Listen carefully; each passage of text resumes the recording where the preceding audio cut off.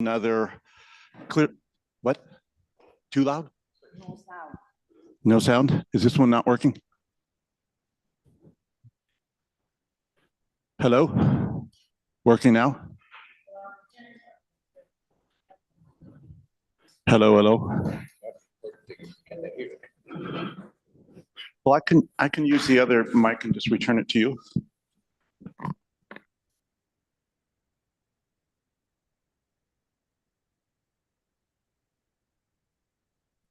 Hello? Yes? No, not coming through the speakers?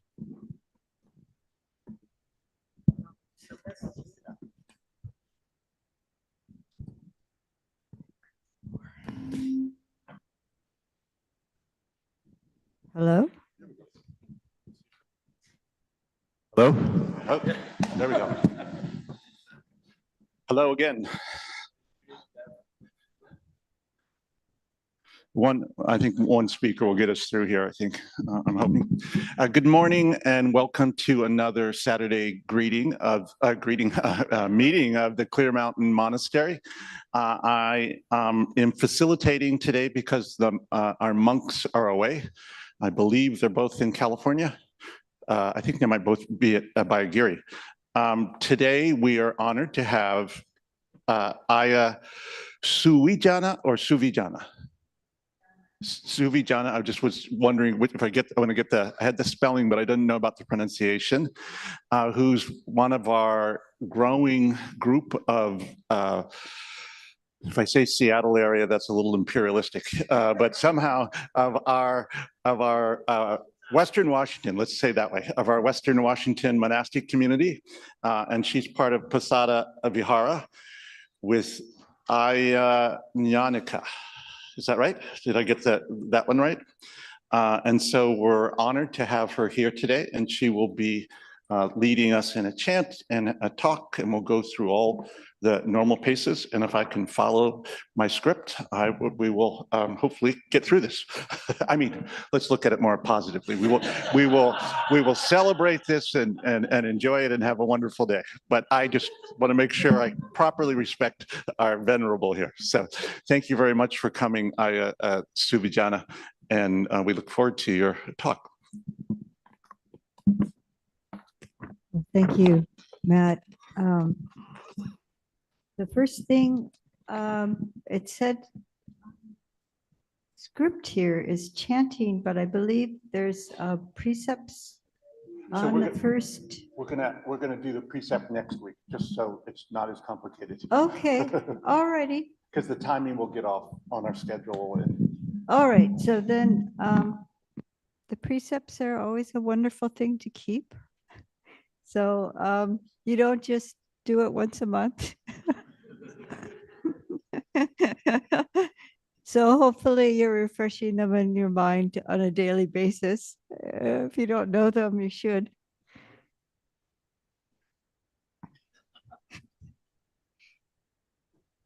So I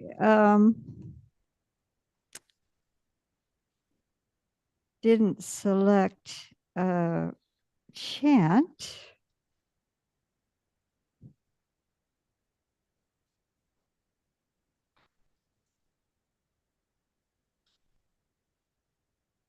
See what would be appropriate.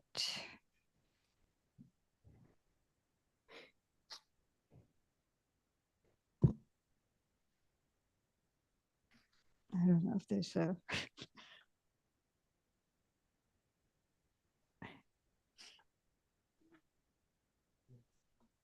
yeah, I just am saying if there was something that would jump out at me and say this is it. But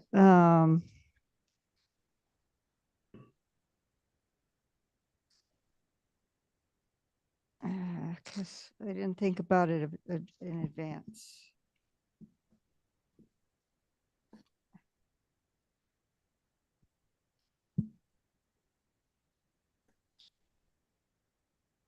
Okay.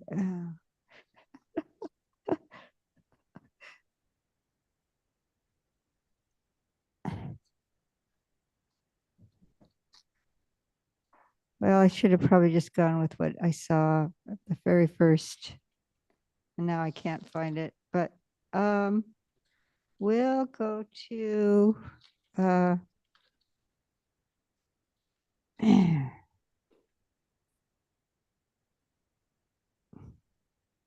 do people like English or Pali? People like how about suffusion with the divine abiding? And do this is page 43 if we do it in English.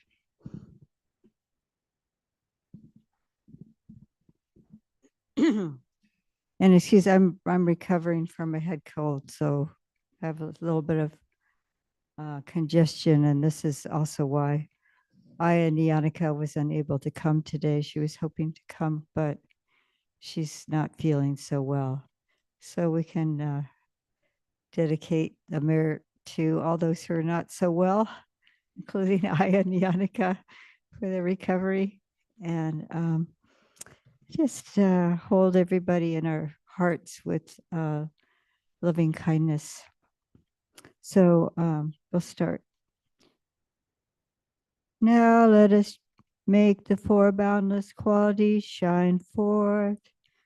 I will abide, pervading one quarter, with a heart imbued with loving kindness. Likewise the second, likewise the third, likewise the fourth, so above and below, around and everywhere, and to all as to myself. I will abide, pervading the all-encompassing world, with a heart imbued with loving kindness, abundant, exalted, immeasurable, without hostility and without ill will. I will abide, pervading one quarter, with a heart imbued with compassion. Likewise the second, likewise the third, likewise the fourth, so above and below, around and everywhere, and to all as to myself. I will abide, pervading the all-encompassing world, with a heart imbued with compassion, abundant, exalted, immeasurable, without hostility and without ill will. I will abide, pervading one quarter, with a heart imbued with darkness. Likewise the second, likewise the third, likewise the fourth, so above and below, around and everywhere, and to all as to myself. I will abide, pervading the all-encompassing world, with a heart imbued with gladness, abundant, exalted, immeasurable, without hostility and without ill will. I will abide, pervading one quarter, with a heart imbued with equanimity. Likewise the second, likewise the third, likewise the fourth, so above and below, around and everywhere, and to all as to myself. I will abide, pervading the all-encompassing world, with a heart imbued with equanimity, abundant, exalted, immeasurable, without hostility and without ill will.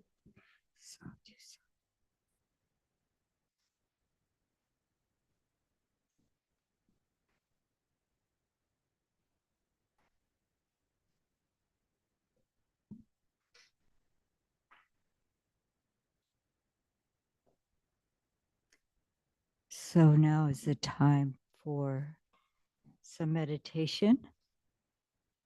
And I don't know if anyone here is entirely brand new to meditation. Everyone's had some experience. Okay, we have one person. So ideally, we get the body in a posture that we can comfortably keep still. And I have to look at the cheat sheet here. Okay, so we'll be sitting for around 20 minutes.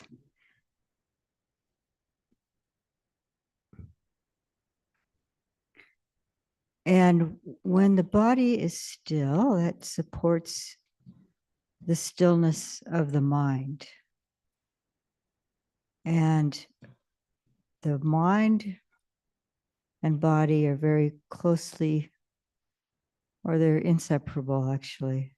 Your experience of the body is dependent on the mind. And the mind, when it remains aware of the body, is in the present moment experience of the body.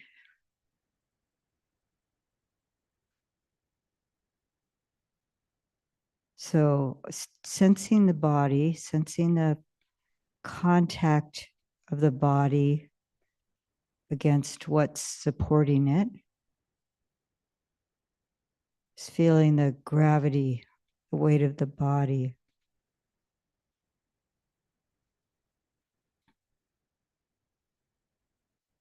And then you also can sense the contact of the cloth against the skin,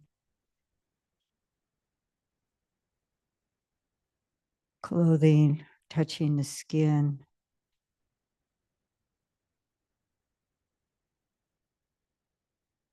And also the subtle movement of the air. There's a little bit of I can sense a tiny bit of a coolness moving across my face. So just that contact of the air against the skin that's exposed.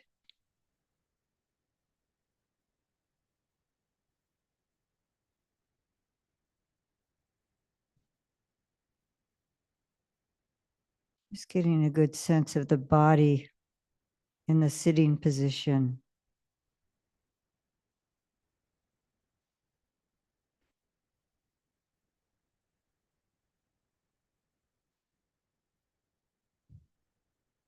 You can sense again, the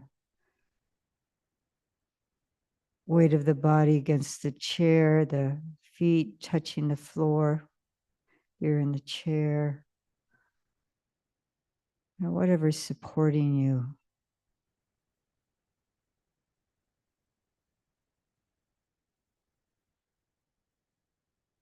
And then starting with the feet,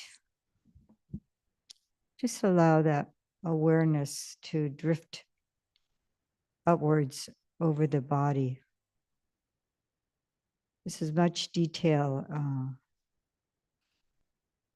that experience.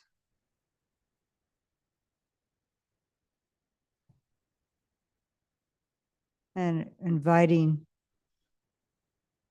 each part of the body as your awareness passes over it to relax, to be at ease.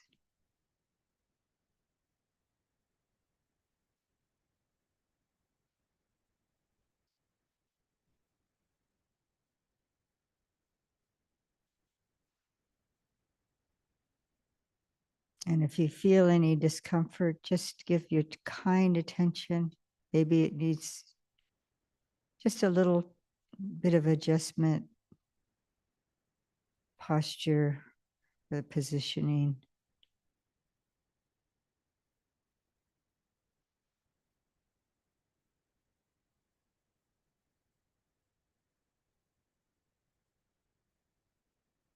Gradually drifting up the legs,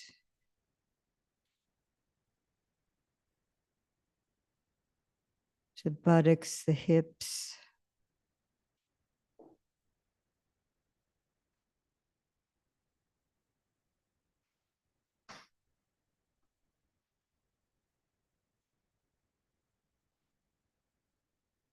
You might feel the expanding and contracting of the abdomen, just the natural rhythm of the breath,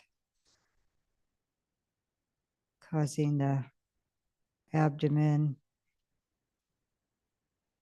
sides of the body also expanding slightly.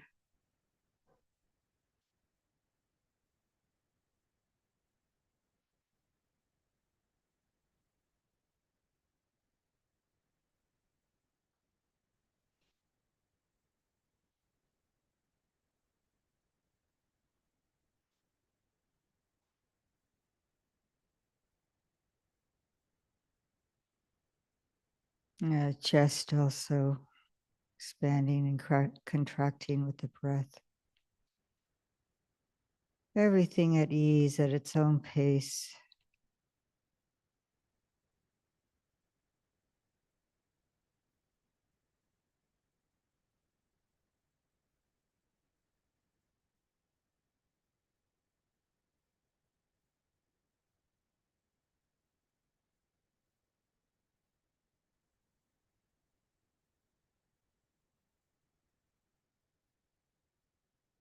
And allowing the awareness to drift over the arms all the way down to the fingertips.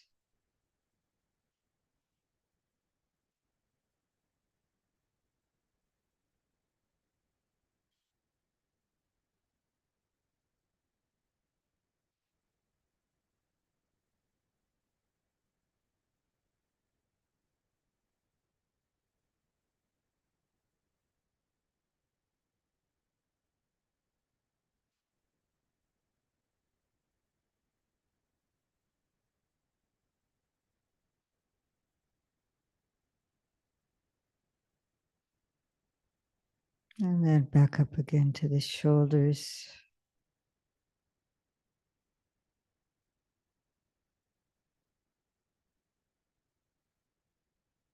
Just letting the weight of the world drift off the shoulders, everything at ease.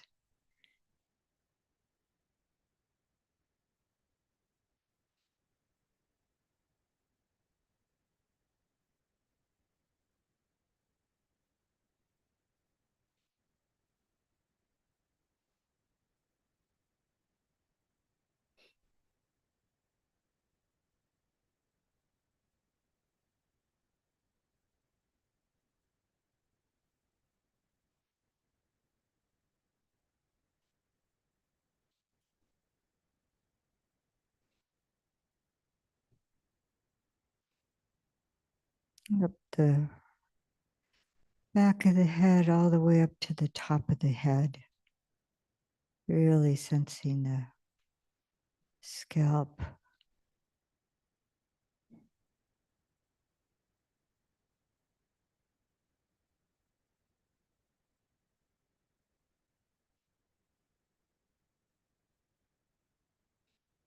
Over the forehead, just allowing that forehead to be at ease around the eyes.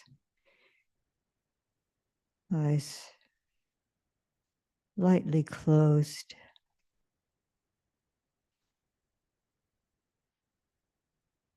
The jaws at ease, the lips lightly touching one another. And the tongue occupying the space in the mouth at rest.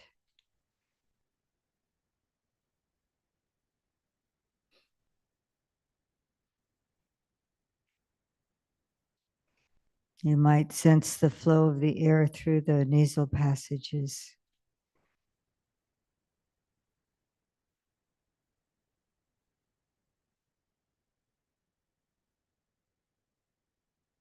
Again, just being aware of the natural tide of the breath.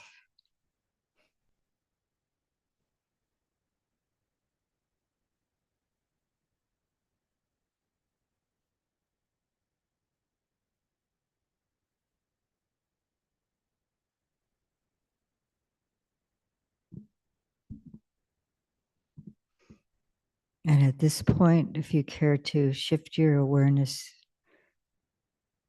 to the in and out breathing, this is a good time. Or you continue to scan the body in this way, going downwards over the body and then up again.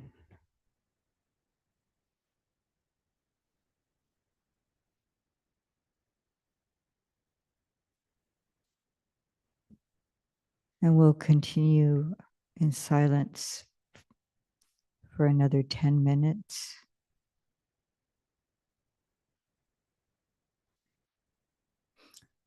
And it's natural for the mind to want to start talking.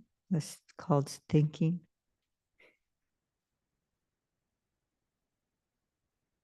As soon as you're aware of that, just with your kind attention,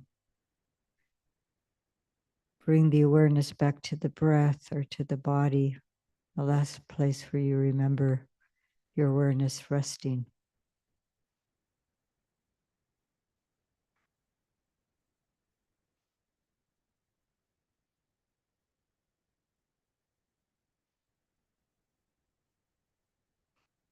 Just treating everything with kindness, whatever arises with kindness.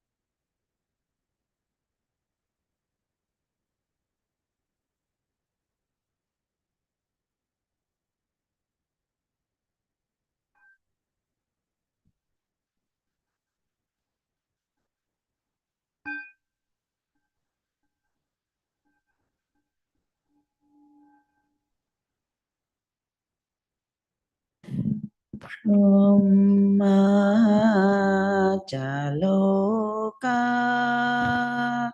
Tipati sahampati Gat anjalian Tiwarang ayajatha Santi tasanta Parashaka shatika Yese tu dhammang Anukam pimang pasang.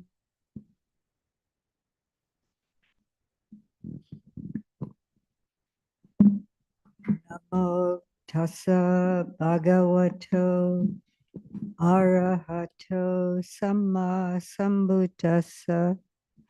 Namo tassa bhagavato arahato samma sambuddhassa. Namo tassa bhagavato arahato samma sambuddhassa. Bhutam dhammam sangham namasami. Well, hello again, and welcome to those who are just joining us.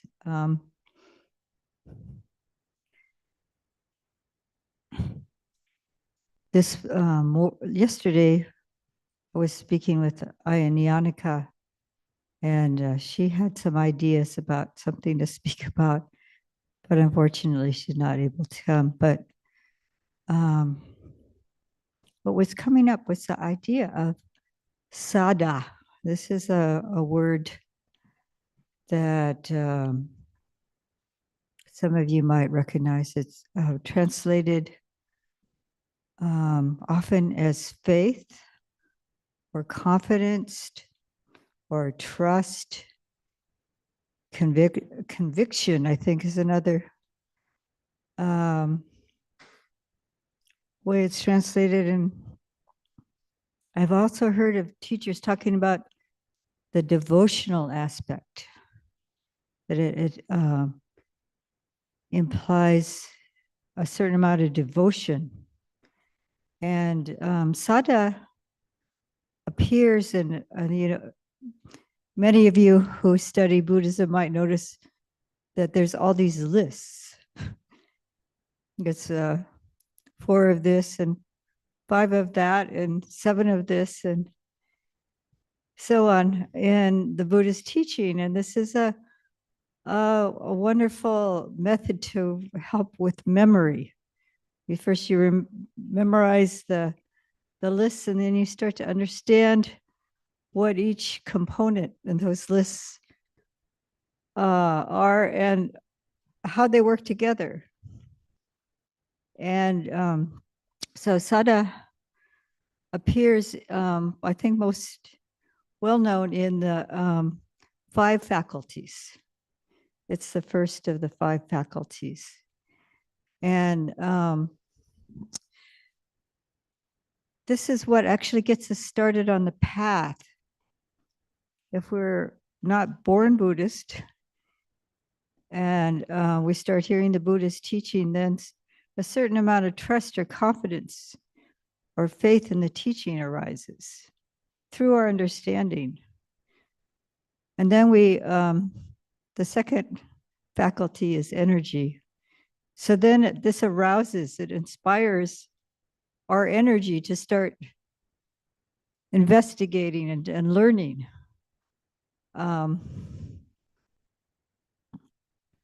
And actually the 5th of the 5 faculties is wisdom. So we're starting on our path to develop the development of wisdom. And sada and panya, the wisdom faculty and the faith faculty or confidence faculty, balance each other out. Because if we were just going on gullible faith, just because somebody said so, we're not investigating for ourselves, developing this wisdom for ourselves, knowing for ourselves, experiencing for ourselves, then it's just maybe promises that no one can keep or some prove. You know, there's a certain kind of faiths where they promise you all kinds of things, but it can't be proven. But with the sada, it's not just belief. There's a certain amount of trust in that we might not fully realize or understand for ourselves, but there's enough that's apparent here and now in the Buddha's teaching that we can know, oh, this is true. This I can know for myself. This I can realize for myself. This I can understand how it works for myself. So I just, for the sake of completeness, I'm going to mention all 5 of the spiritual faculties because I did mention this list. But I'm going to work mostly with the idea of the sada, which is a faith faculty balancing the wisdom faculty. So there's sada, which is, as I translated, virya, which is usually translated as energy, and sati is usually translated as mindfulness, and samadhi has a lot of different translations. I just, samadhi is translated as stillness or concentration or collectedness of mind. There's a number of translations, and some people get very emotional about how it's translated sometimes. But it is a spiritual faculty. And then, of course, panya, which is wisdom. Our devotion to our practice actually helps with the support of samadhi. You have to have that kind of devotion to your practice in order for your meditation to deepen. And then the samadhi, the stillness of mind, the quietness of mind, the peacefulness of mind allows the mind to be unbiased and to see things clearly as they are. And this is the support to the wisdom faculty. It allows the wisdom faculty to arise, that true knowing, that direct knowing to arise. So all of the 5 faculties, it's like kind of like a hand working together. So you have the starting out with the sada on one end and the panya on the other end, touching one another, and the samadhi and virya balancing one another, the energy and the stillness balancing one another. If you don't have that virya, then the samadhi could just get dull and it just kind of be more like sleepiness or something, dullness rather than clarity. And then the sati looks after all of it. The mindfulness helps all of it work together. So it is like a hand, these 5 faculties.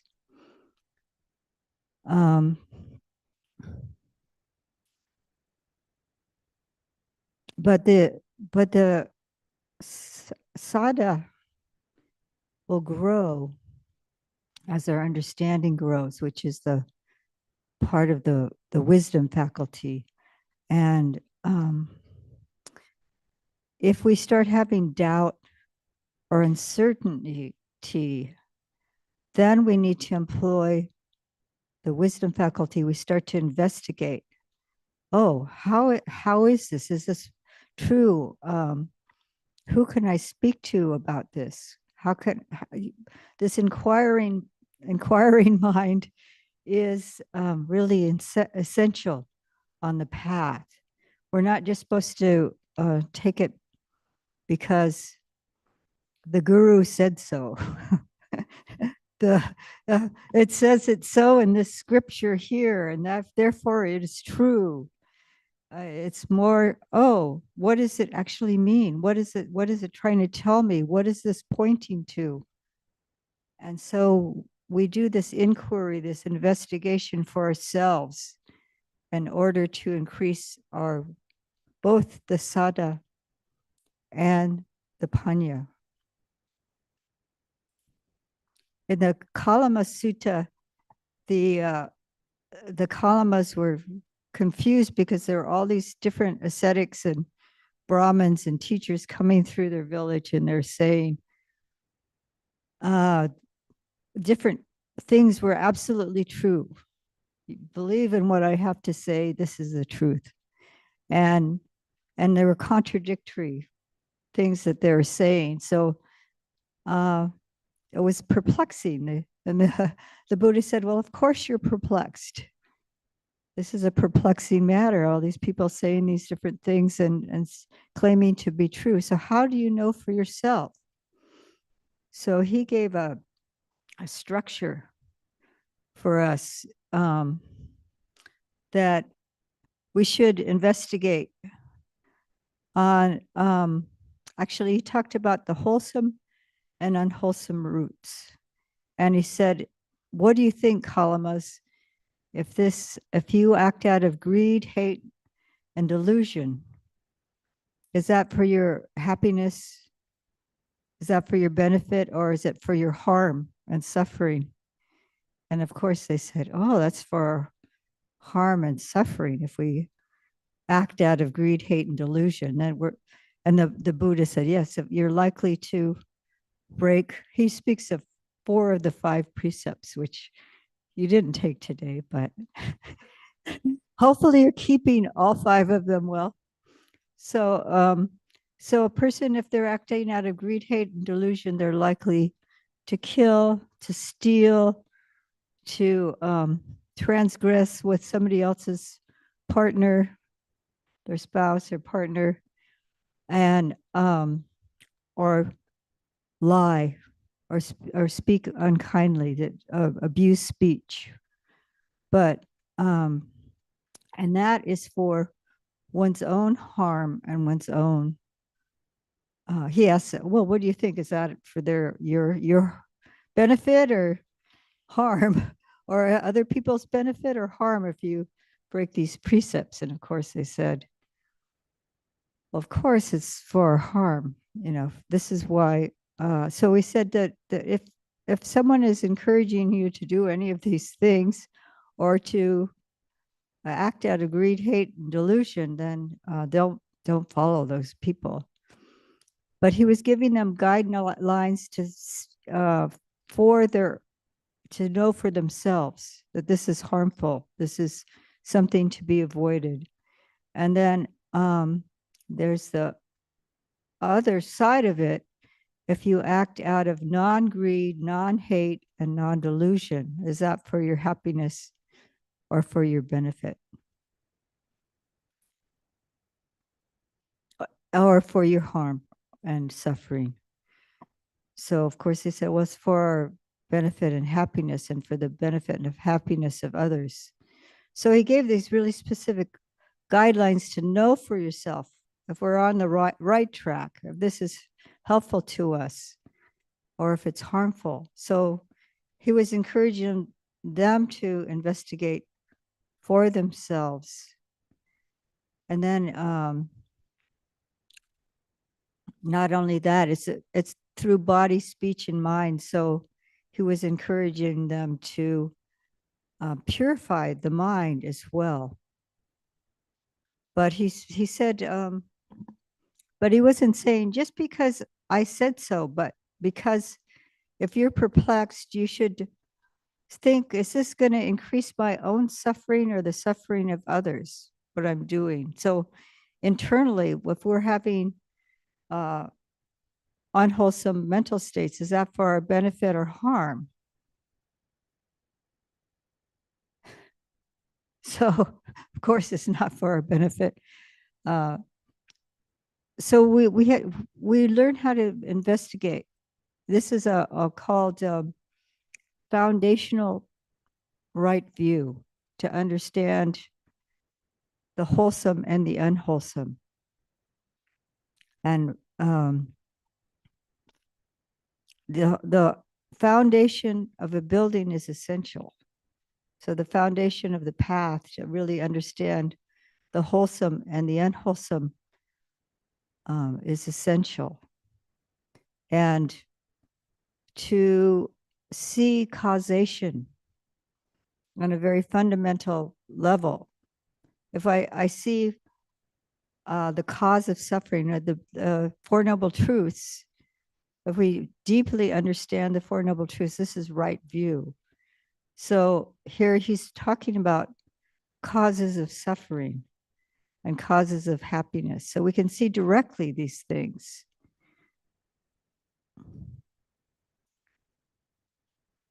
So we have this foundation to build on to get into the deeper, subtle workings of causation. But at least if we have this foundation, then we can see the happiness increasing in our lives, and we can say, oh, I can see the path. I can actually see if you start examining the Noble Eightfold Path and how it's leading to our happiness and decreasing the suffering. And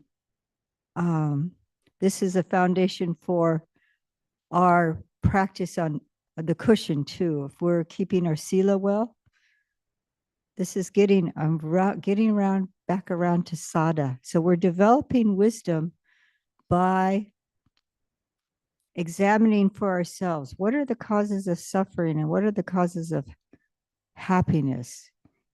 And then looking at the Four Noble Truths, there is dukkha, and the cause of dukkha is the second one. And these two are apparent.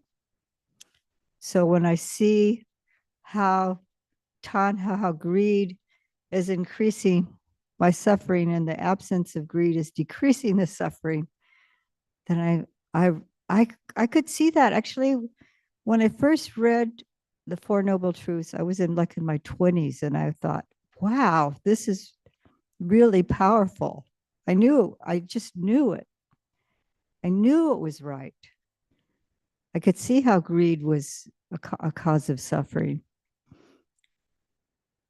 So that brought my sada way up, and then encouraged me to pursue the Noble Eightfold Path, which is the fourth Noble Truth. Nirodha, the cessation, is not so apparent. We're blinded to that still by ignorance.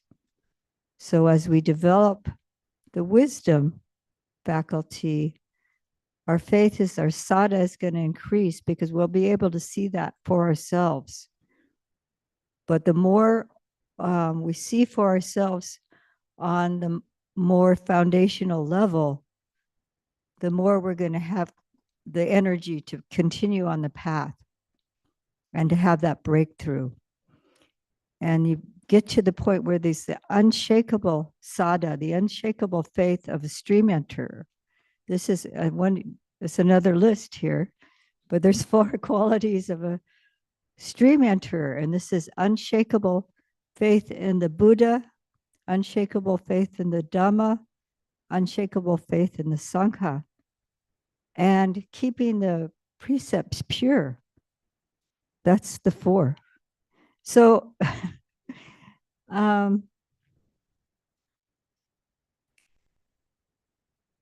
this wisdom faculty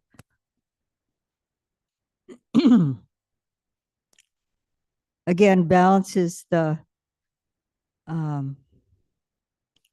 out the sada. So the sada isn't just kind of foolish or gullible or just based on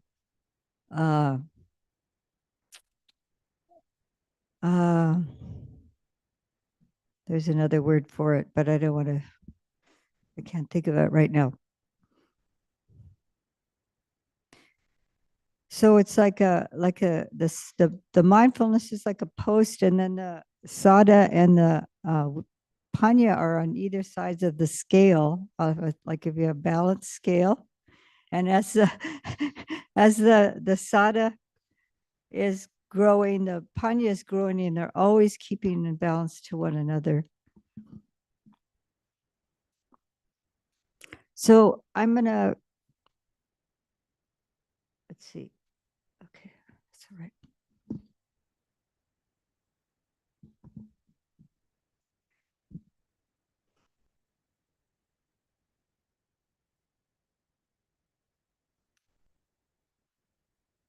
So I'm just pausing for a minute.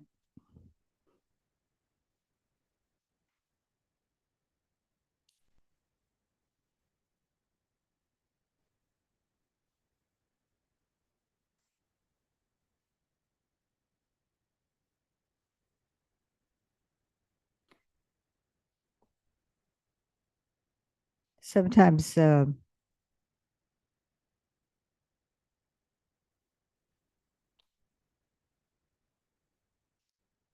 I'm just assuming that most people know some of what I'm talking about. So it may need to have some questions, but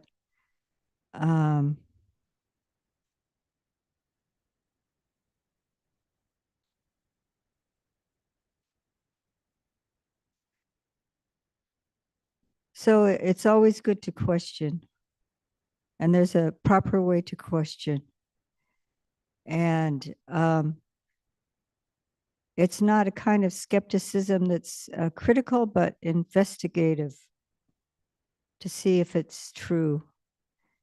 And it's always good to talk with other people and see if your understanding is correct. And also using the guidelines of looking at whether there is harm or benefit in the way you're pursuing things, the way you're doing things. And that's the same with the mental states. And if you're seeing an increase of happiness in yourself and understanding, that's really good sign. It means progress on the path. Sada also appears in the, there's this long list that's called dependent liberation rather than the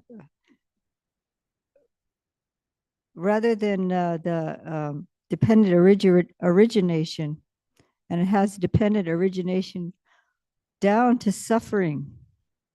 It's like you start out with ignorance and volition and the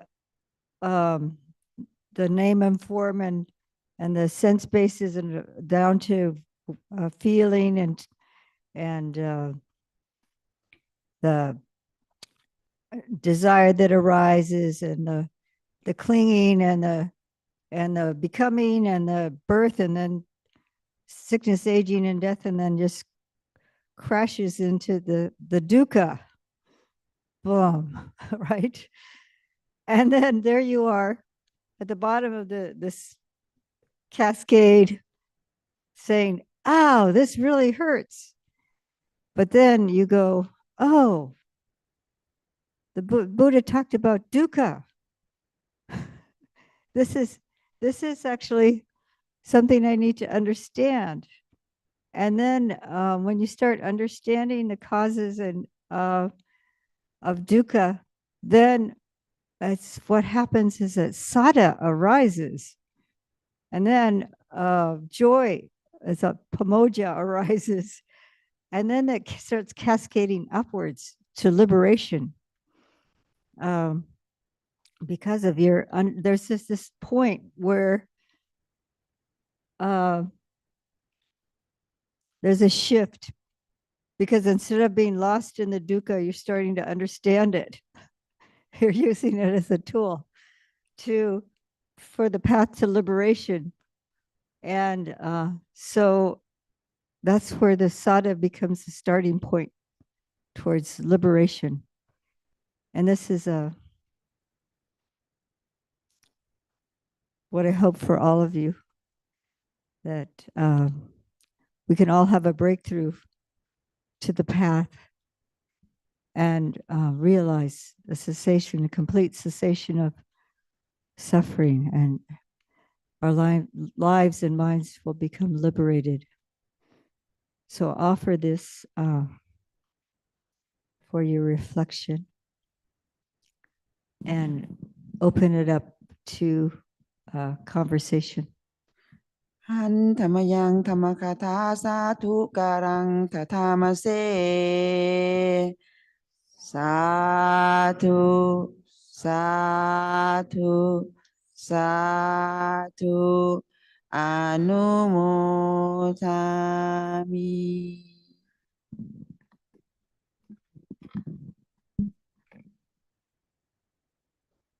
Well, there, we got a question right there.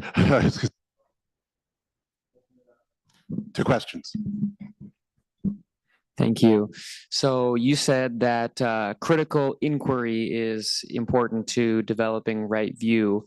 And I'm wondering how you recommend inquiring in the most effective way, because I often notice myself thinking about my problems throughout the day. And then I think to myself, well, I'm really trying to get to the bottom of this, but I feel like that's the opposite of mindfulness. I feel like I really need to compartmentalize or set aside a time to really like think deeply on something. So I'm wondering how you recommend really not getting carried away by trying to understand your problems, but still like finding a time to do that. So you did say something about finding a time during the day. That sounds like I mean, when you're busy during the day, involved in your activities, it's really not a good time to that. But you can always have this question to yourself, is this helpful or is this harmful? So I'm doing something and I'm thinking about my problems and it's distracting me from what I'm doing. So I might say to myself, okay, this isn't helping me now. Or if I feel an emotion coming up, I'm feeling distressed or angry, I say to myself, is this going to help me or is this harmful? And then I say, okay, I can see the stress in my body.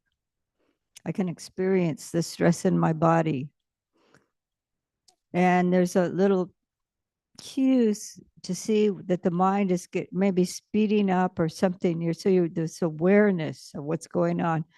So this is actually a kind of investigation in itself. You're investigating, oh, what's going on now? How am I causing myself suffering now? How am I releasing the suffering? How can I see? Just investigating it sometimes helps to say, oh, this is what's going on. Like a scientist, in the field, there's different kinds of sciences, but, like somebody who's studying wildlife and they're out in the field and they're observing the birds, but they also have to observe their own behavior. And if I'm really quiet and still and wait for a long time, I'm going to actually see this. So you kind of see, oh, right, how is it in my own experience that I'm causing suffering? How is it that I can let go of this? What is working for me? What is helping me? And then if there's like you're talking about problems in your life, according to the Buddhist teaching, you can put it in some kind of framework. Perhaps I'm not sure exactly what's going on, but sometimes you think, what is it that I'm wanting? That's another question you can ask yourself. I want other people to behave the way I think they should. This is what I want. So then, of course, I'm going to suffer, right? I want the world to be the way I think it should be. I want the politicians to behave the way they should. And what else? I want the climate to be able to be the way I'd like it to be. So, so we're causing ourselves suffering by wanting something that's impossible for us to solve ourselves, change ourselves. So how we approach things, how we interact with other people, this is what we can change. So,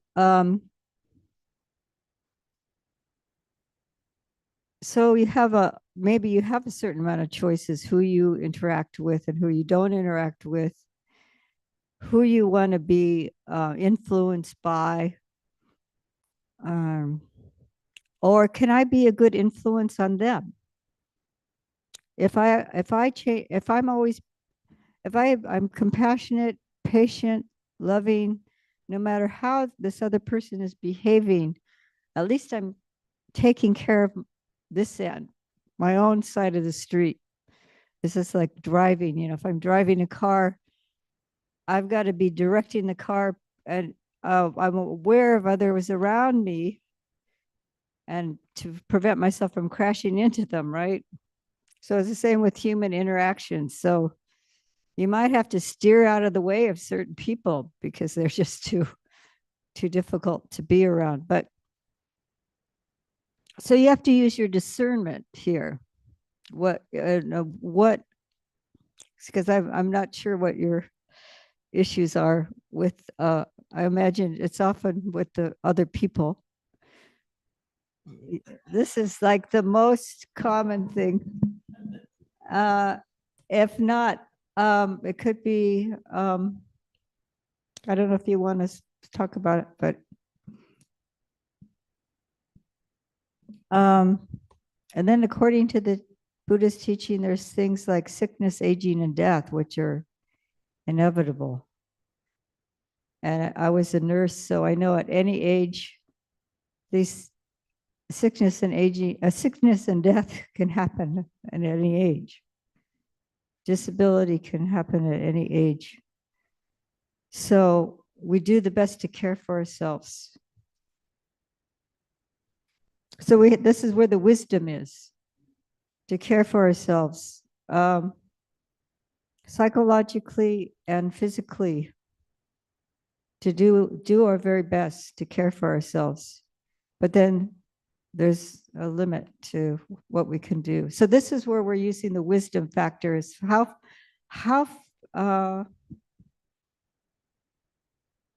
much can I actually do in the situation to care for it? And then we do our best, and then we let go. Okay.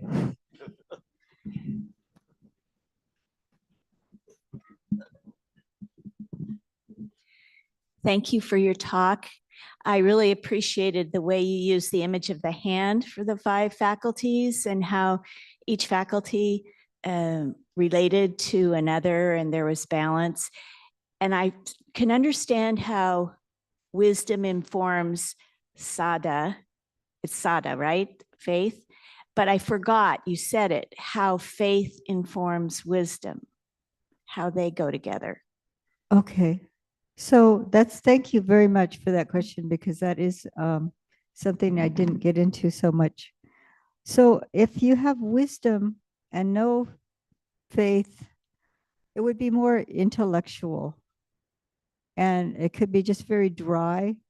And then also, if you're just doing a lot of inquiry and you're not feeling that kind of inspiration coming up from it, then it may be, yeah, it's just too much on an intellectual level. So bringing some amount of inspiration into our lives, like thinking about the life of the Buddha, or being inspired by individuals, that can bring up joy and energy, and that's what would be called kind of a brightness. There's a sada should be bright, and then also the devotion to what you're doing. It's out of kind of a love for what you're doing. If you're just going to be kind of doggedly sitting on the cushion and doggedly reading the suttas and really trying to understand it on an intellectual level, it could just get too dry and cumbersome. But the sada brings the lightness and the joy and the devotion.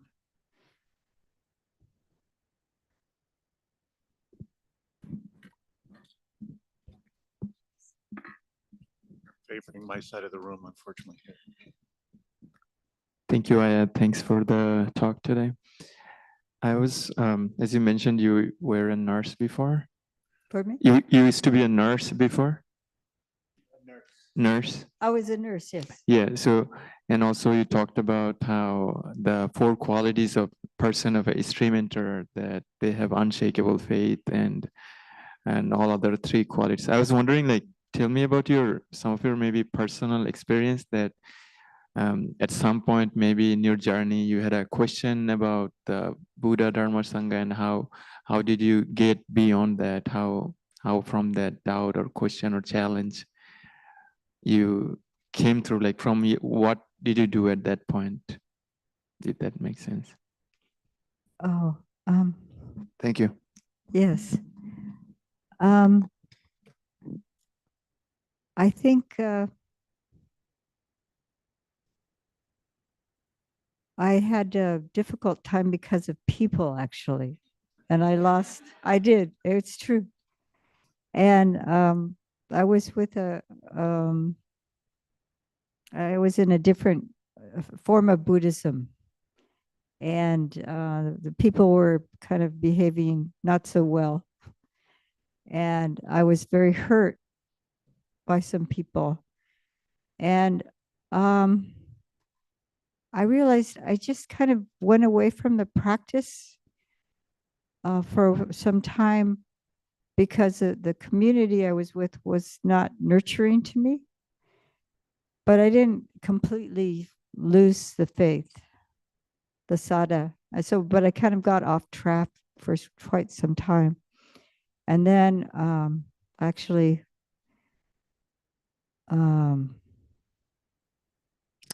encountered it was a Vipassana group, and I started reading the teachings of the Buddha, because the tradition that I was in previously, they didn't talk so much about the suttas or the direct teachings of the Buddha, and that really sparked my faith again. And then I met the monastics at Abhayagiri monastery, and that really inspired me. So it was between but yeah, I was pretty lost for quite some time, even though I started meditating quite early in my life. But it was a disappointment in people's behavior because they weren't keeping their sila. And it was just kind of the nature of the 70s, I hate to say.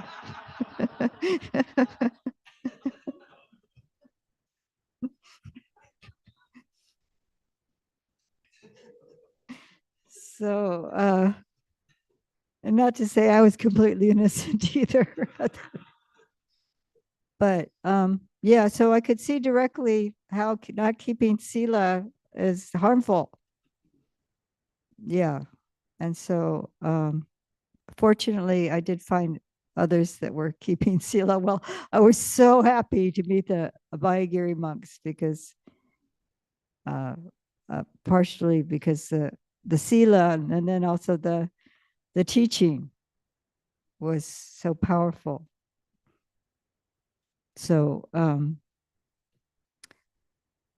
I think there are people that hit some kind of a a block or a wall in their practice. And so sometimes it's just, we can get re-inspired by other people or by teachings. And sometimes when I've been having a hard time, I listen to Ajahn Brahms. I think it's his Friday night talks where he gets, he starts telling you all these kind of corny jokes and stuff. And he gets you all relaxed and happy. And then suddenly, out of nowhere, he hits you with this really powerful Dhamma. And it's like, wow. I figured out what he's doing, actually. You get you all relaxed and happy. And then suddenly you get some really deep Dhamma. It's like, hit you without knowing. Anyway, so that's my trick. If you're feeling depressed or something like that, listen to a talk by somebody that's really inspiring to you. I also things getting dry. I sometimes just even open up the suttas, and it's surprising to me how they just speak to me. That's me. I know everybody's got their own method, but I think other people are, the people on the path is really having this community here is so valuable.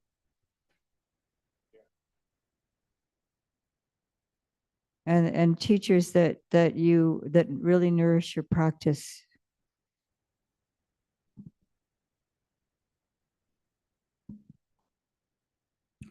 I have a question for you. And out of that moment of joviality, this one might call for some really heavy Dhamma. And I should probably ask you individually, but I think other people probably share some of this. And so it might be useful to ask it in this way. I come from a very deep immersion in spirituality.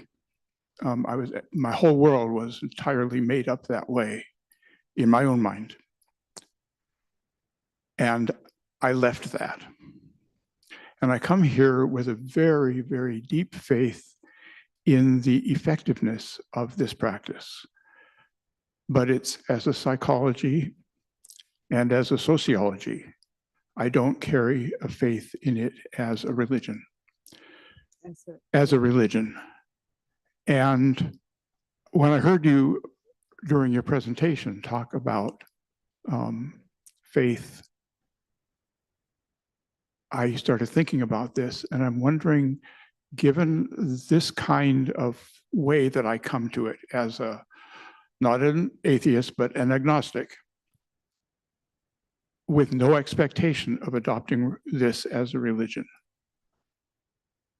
how do you respond to that? What does that say? What does that prompt you to want us to hear for those of us who come from this kind of a posture without any expectation of becoming religious, but who knows?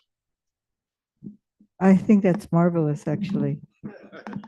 I mean, there's it's a gradual path, and everything, like the sada grows. And the fact that you're coming regularly and have that curiosity and investigating for yourself. This is what the Buddha actually encourages. He was saying, not just because the guru says so. So investigate for yourself the teachings. So there is the intellectual understanding. It's kind of is the grid work. A certain amount of understanding needs to be there of what the Buddha is actually trying to teach us. But it's like a map in a way, or a grid work, or, like, what is it? A blueprint or something like that. You can't, I think it's Ajahn Brahm talks about if you go in a restaurant and somebody puts a menu in front of you and you eat the menu, you're not going to get the nourishment. But you look at the menu and you go, okay, this is off my diet. this is actually what's going to be healthy for me here right now.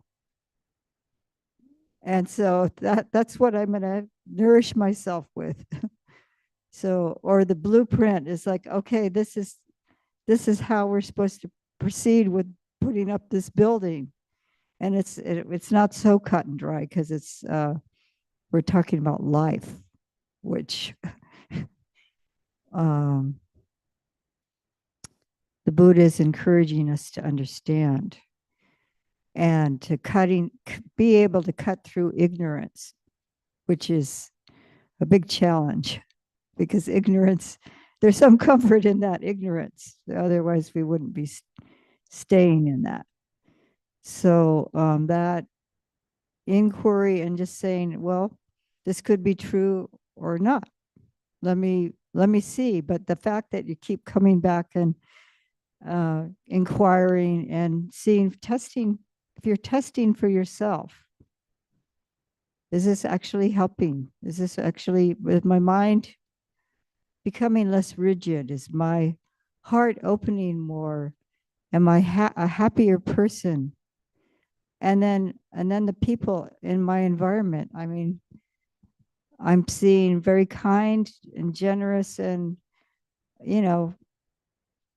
dedicated people. And so I think, I don't know if that's answering your question, but yeah. And that spark of sada is what keeps people going. And if we keep nourishing that and doing things that help increase, and then that investigation and learning and testing for ourselves, I get really excited. It's a kind of a funny thing for probably most of the world, that someone gets so excited about just reading the suttas. A lot of people are, I don't know what they're doing, snowboarding or something like that. Surfing, I don't know what they do. But so yeah, and then your interest is a nurturance to your path, that you do want to know, you're looking into it deeply. And then there's the ability to be able to let go of that intellectual aspect of the mind. That's the scary part. But that's where we have to have a leap of faith, is to really to be able to let go that much. So I think someone's looking at a clock, and we have. Someone has a very short question, quick question. We can have one more question. Otherwise, I don't see any short questions. Any tall questions? Short distance, tall distance. With that, I want to thank Ayya Suvijjānā again, and very grateful, Venerable, for your talk today, and for coming up from Olympia to visit us. And anyone who would like to support the new Pasadi Vihara can give money to Juanita, who will can make donations. That's a little crude the way I expressed it there. Can just hand over some cash to Juanita. But Juanita, the monastics cannot handle money, so, and Juanita is giving them a ride. Juanita and Jeff are giving Ayya a ride, so you can leave your donations with Juanita, if I'm saying that a little bit more appropriately now. And we'd like to thank you one more time with 3 sparkly sadhus. Ready? Sadhu, sadhu, sadhu. Sadhu to all of you too. And right now we'd like to introduce the chanting request list, which will start first with the online request. Sure. It's a long list. We have Nikki, recently diagnosed with lung cancer. Brooks entered hospice and moving into end of life. Please spread care to him and his family. Namfon, wishing her well with the promotion. Sachi Gudas, having multiple disability, please spread happiness. Sindhu Dundee, spread happiness. Savan Kumar, Sneha Samvega, spread happiness. Suresh Gudas, Sunita Gudas, and Sindhu Dundee, spread happiness. Sai Krishna Nitita Sunita Ganesh, having family disharmony, spread happiness. Prital Gujarati, having family disharmony, spread happiness. Uyailaj Aji Gangamani, old age, having health issues. Are there more? And to all beings, including Devas and Nagas, spread happiness. That's all. And is there anyone in the room who would like, who has requests or people that they'd like to be keep in mind or who have needs? None? Okay, Sam. I'm sorry. Okay. Okay. Anyone else? Alice? Ellen? Okay. My mother Mary, she has breast cancer. Okay.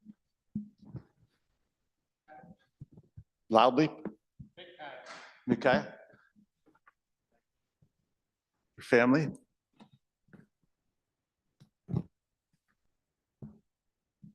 Okay, and now we have a closing chant in keeping all these people in mind.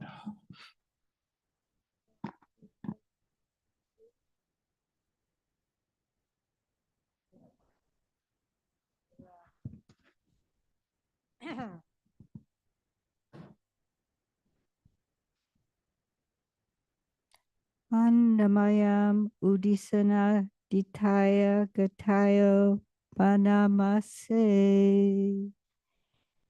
Imina Punya Kamena Upajaya Gonutara Acharyu Pakaracha Mata Pita Chinyataka Suryo Chandimaraja Gunawanta Narapicha Brahma Mara Chainda Cha Slokapala Cha Devata Yamomita Manusa Cha Majatata Madiki Sabe Sata Suki Hontu Punyani Pakatani Me Sukancha Tiridandentu Kipam Pateta Womatam Imina Punya Kamena Imina Udisena Cha Kipaham Sulabe Chewa Tanupadana Chedanam Ye Santana Inadama Yawa Nibanato Mamam Nasantu Sabada Yewa Yata Jato Bawe Bawe Uju Chitam Tipanya Saleka Wiriam Hina Maralabantu no Kasam Khatun Chawirie Sume Buddha Dipawaro Nato Damo Natu Warutamo Nato Pacheka Buddho Sango Nataro Mamam Te Satu Manuba Weda Maro Kasam Labantuma. And are there any brave newcomers who would like to tell us, who've come here 3 times or fewer, who would like to tell us their names and how they found out about us?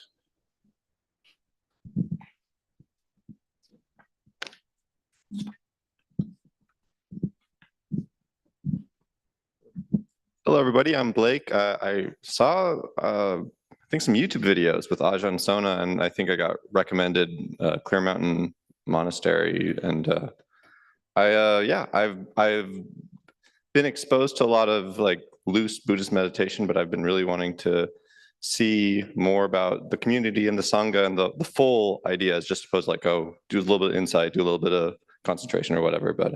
And I'm really enjoying it so far. So thank you very much. Thank you, brave newcomer Blake. Any other brave newcomers? Back over that way.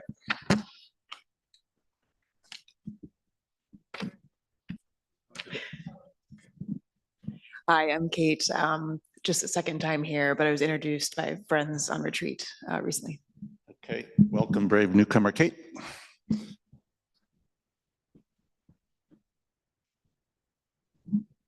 Hello, everyone. My name is Christopher. I've seen Ajahn Nisapo. There we go. I've seen Nisapo walking around where I live. He makes his journey here each morning. I've seen him occasionally at my residence downtown at the Pike Place Market. Welcome, Christopher. Anyone else? Any other brave souls, I guess? Okay, so everything, as you know, these are the closing notes here. Everything at the gathering is offered freely, including the teachings, books, and food. Please partake of them. Zoom folks are welcome to stay around for a Zoom coffee hour once we cut off here. People are encouraged, and this is something we neglect a lot, we are encouraged to have the first person we speak with after we stop here